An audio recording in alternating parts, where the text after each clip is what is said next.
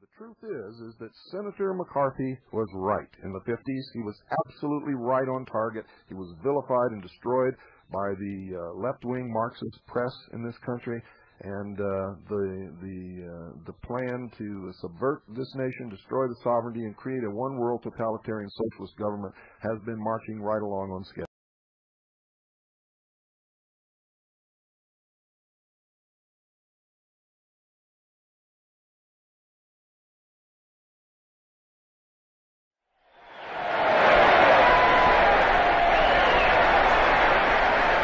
One communist on the faculty of one university is one communist too many.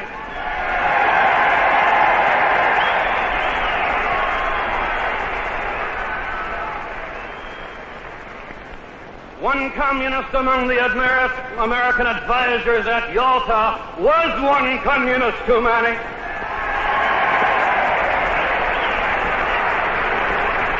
And even if there were only one communist in the State Department, even if there were only one communist in the State Department, that would still be one communist too many.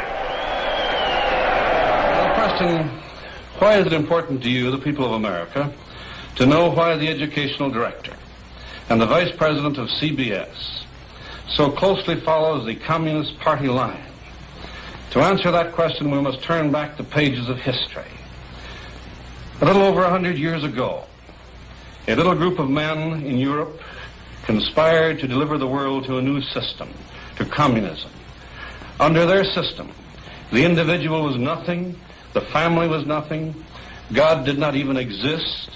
Their theory was that an all-powerful state should have the power of life or death over its citizens without even a trial, that everything and everybody belonged to the rulers of the state. They openly wrote, nothing secret about it, that in their efforts to gain power, they would be justified in doing anything.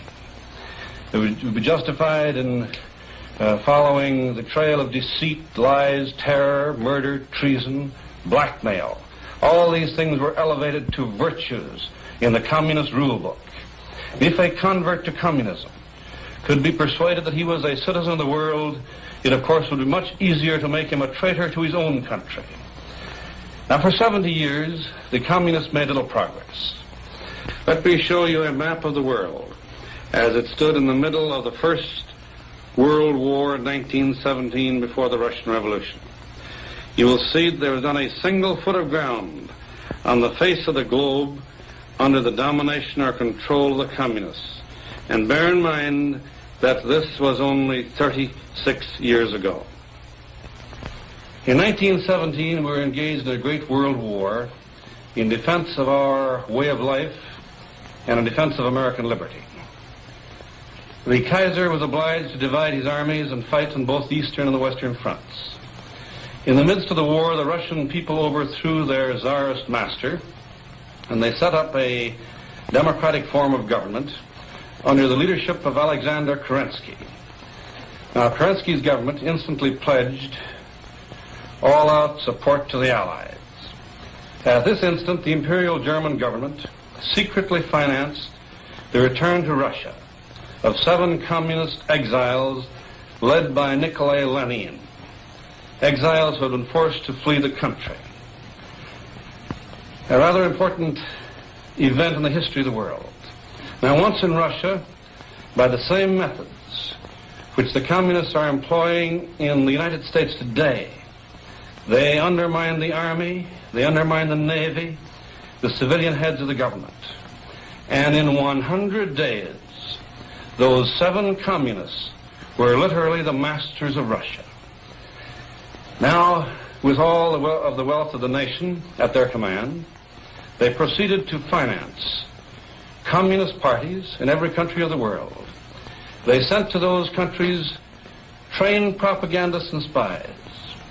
In every country, they of course had to find glib, clever men like Edward R. Murrow, who would sponsor invitations to students and teachers to attend indoctrination schools in Moscow, exactly as Murrow has done.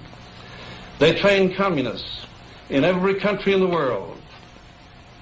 Their sole purpose was to infiltrate the government, and once communists were in government, they in turn brought others in. Now let us look at the map of the world as it was 20 years ago. At that time, there was one country with 180 million people in communist chains. Now let us look at a map of the world as of tonight, this 6th day of April 1954. Over 1/3 of the Earth's area under communist control, and 800 million people in communist chains.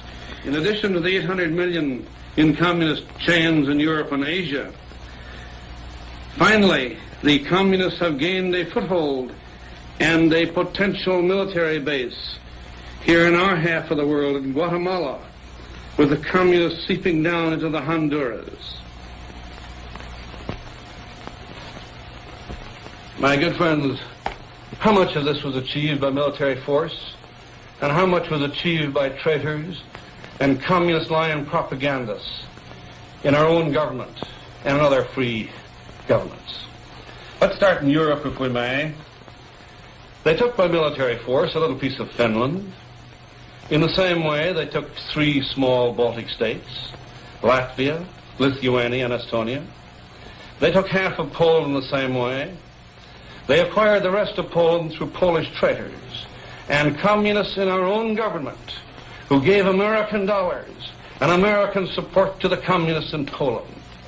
They took over Romania, Bulgaria, and Hungary without firing a single shot.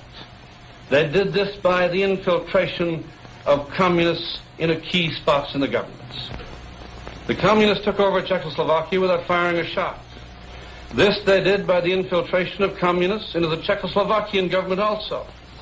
And listen to what a high official in the anti-communist government of Czechoslovakia had to say about the communist enslavement of Czechoslovakia. Here's what he said. He said, in my country, the pattern was identical to what it is in the United States. If anyone, before the communists took over, dared to attack those communists who were preparing and shaping the policy of my government, shaping the policy to betray my people, he was promptly attacked and destroyed by a combination of communists, fellow travelers, and those unthinking people who thought they were serving the cause of liberalism and progress, but who were actually serving the cause of the most reactionary credo of all times, communism. Still quoting, because of those people, night has fallen upon my nation and slavery upon my people. If there were no communists in our government, why did we delay for 18 months, delay our research on the hydrogen bomb, even though our intelligence agencies were reporting day after day that the Russians were feverishly pushing their development of the H-bomb? And may I say to America tonight that our nation may well die, our nation may well die because of that 18 months deliberate delay. And I ask you, who caused it? Was it loyal Americans or was it traitors in our government? It is often said by the left wing that it is sufficient to fight communism in Europe and Asia, but that communism is not a domestic American issue.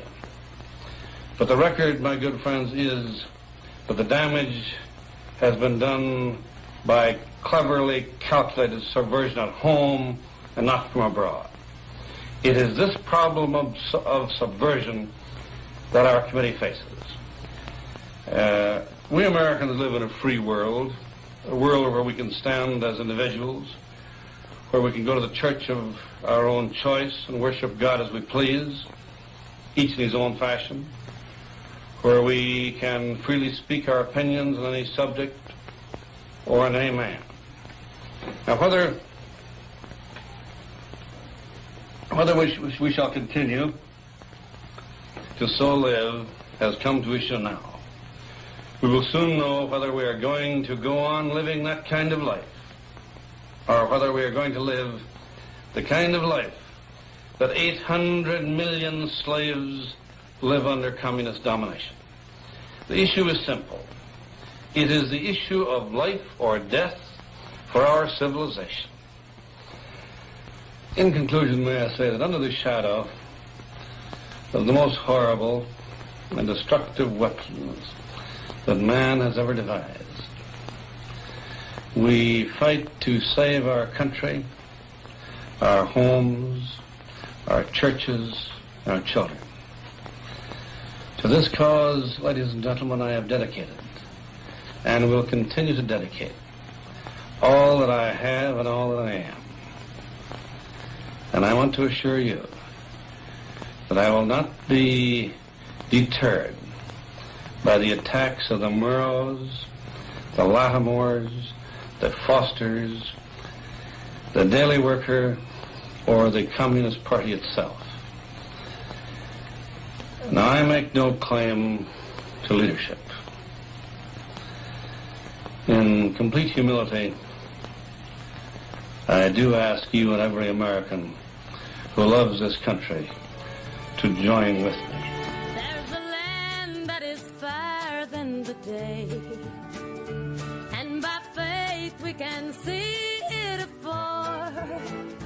For the Father waits over the way to prepare us a dwelling place that